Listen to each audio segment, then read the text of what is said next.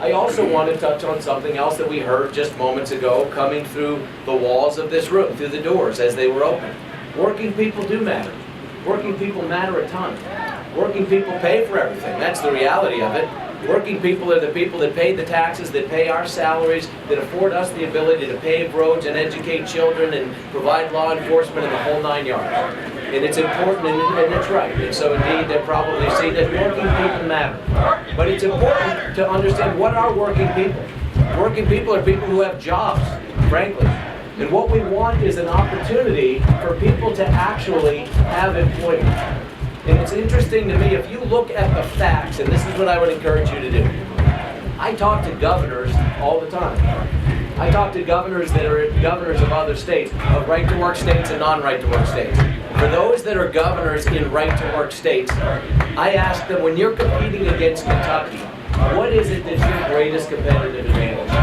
Not one time have I heard anything other than the fact that we are not a right-to-work state is a disadvantage to us.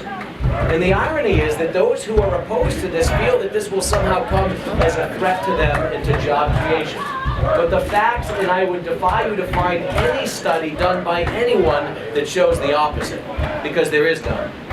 Over the last 10 years, the states in which there is right-to-work legislation have actually seen an increase, not only in overall jobs, but in union jobs.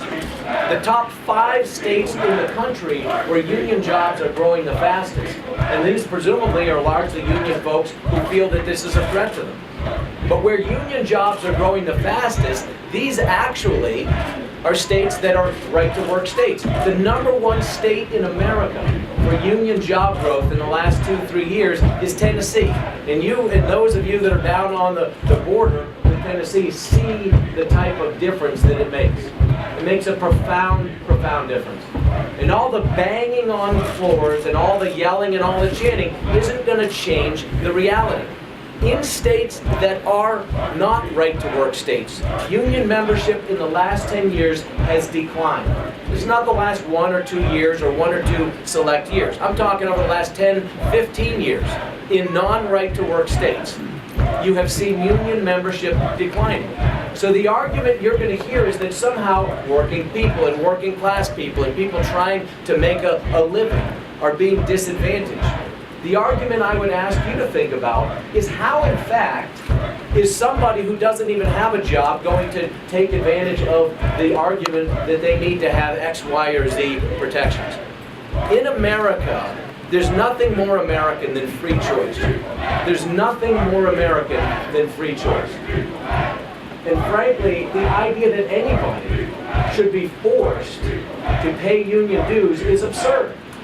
It's absurd. That's what's at issue here.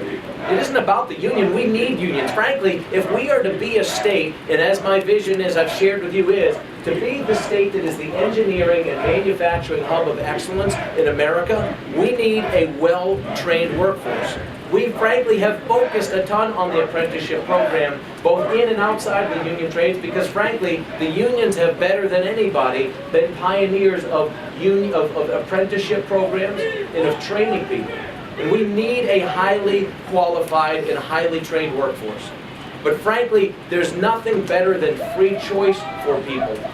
If the union can make the case, then by Jiminy, people will be members. These aren't things that are going to be magic wands. They're not going to instantly transform things, but they're going to give us the ability. If we know for a fact, and we do, that a third of companies, a third of Fortune 500 companies, and smaller companies as well, will not locate in or expand in a state that has not passed right-to-work legislation.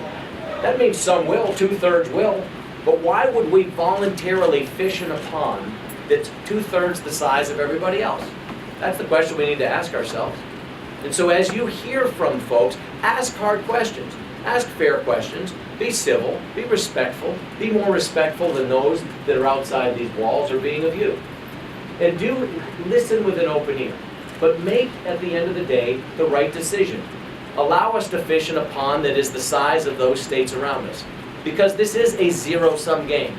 Because when a Volvo or whoever it is decides not to come to Kentucky, they're going somewhere else. And when they're deciding about moving from Europe to the U.S. for the first time, they're going to go somewhere. Why not give ourselves as much of an opportunity as any other state to compete for those jobs? That's where jobs come from. Jobs come from private sector employers. And they're incentivized by the types of things you're going to be considering here in the next couple of days.